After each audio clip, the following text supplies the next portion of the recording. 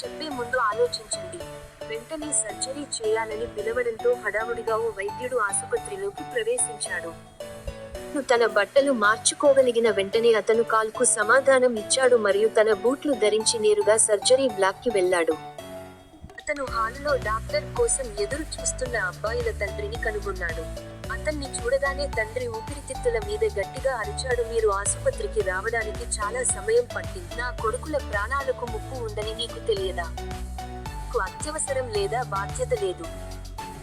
నేను గంటకు పైగా వేచి ఉన్నాను మరియు నా కొడుకు చనిపోతున్నాడు. వైద్యుడు తండ్రి వైపు చూసి చిరునవ్వు నవ్వి, సార్ నన్ను క్షమించండి, నేను హాస్పిటల్లో లేను అన్నాడు. ఈ రోజు నాకు సెలవు దినం మరియు నేను వీలైనంత వేగంగా వచ్చాను. నాకు కాలు వచ్చిన తర్వాత నేను వెంటనే నా కారులో దూకి ఇక్కడకు పరుగెత్తాను. మీరు శాంతించాలని నేను కోరుకుంటున్నాను. దయచేసి నేను నా పనిని చేయగలను. మీ కొడుకుకు సహాయం చేయడానికి నేను చేయగలిగినదంతా చేస్తాను. ప్రశాంతంగా ఉండు అని తండ్రి అరిచాడు. మీ కొడుకు చనిపోతే ఎలా ఉంటుంది? తను ప్రస్తుతం గదిలో ఉంటే ఏమి? ఈ స్వంత కొడుకు చనిపోతే లేదా చనిపోవడానికి సిద్ధంగా ఉన్నట్లయితే మీరు శాంతిస్తారా లేదా డాక్టర్ చూపించే వరకు వేచి ఉన్నారు? మీరు ఏమి చేస్తావు అని తండ్రి చెప్పాడు.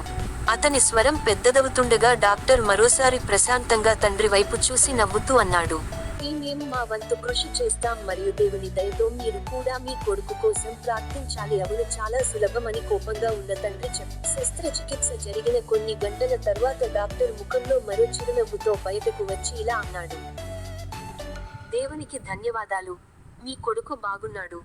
మరియు తండ్రి సమాధానం కోసం ఎదురు చూడకుండా వైద్యుడు తన దారిని కొనసాగించాడు మరియు అతను గుసగుసలాడాడు. మీకు ఏవైనా ప్రశ్నలు ఉంటే దయచేసి నర్సును అడగండి. ఒక అద్భుతమైన రోజు. నేను చాలా సంతోషంగా ఉన్నాను.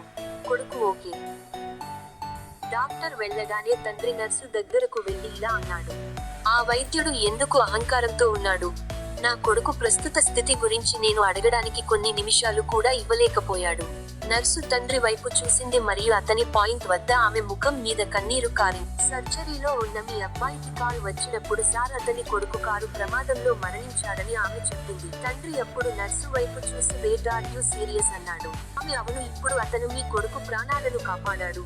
అతను తన కొడుకు అంత్యక్రియలు పూర్తి చేయడానికి వెళ్ళాడు. మీరు చాలా కోపంగా ఉండటం గురించి 1-2 సార్లు ఆలోచించుకోవచ్చు. కథ యొక్క నైతికత ఇక్కడ ఉంది మరియు ఆశాజనక అది మీ కోసం లోతుగా కొట్టింది. ఎవరిని ఎప్పుడూ తీర్పు చెప్పకండి, ఎందుకంటే వారి జీవితం ఏమిటో మీకు ఎప్పటికీ తెలియదు. వారు ఏమి చేస్తున్నారో మీకు తెలియదు.